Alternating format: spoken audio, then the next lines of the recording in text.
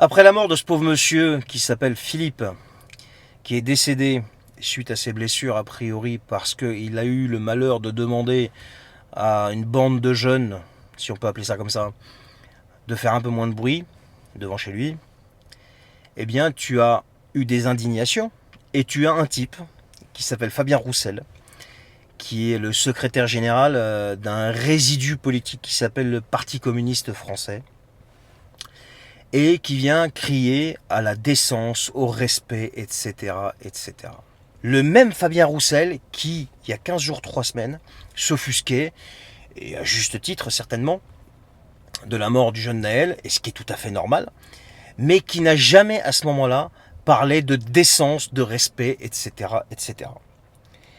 Le même Fabien Roussel qui s'est improvisé, lui et ses potes de la NUPES, juge à la place du juge, enquêteur à la place des enquêteurs. Je ne sais pas si vous vous rendez compte, même à l'époque de l'affaire Lola, ils nous avaient fait le même sketch.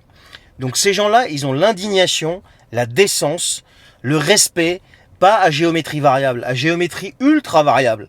Et ces gens-là, aujourd'hui, je ne comprends encore une fois même pas une seule seconde comment on peut leur confier des responsabilités ou des mandats dans cette République qui n'arrive même plus à assurer la sécurité de ses citoyens.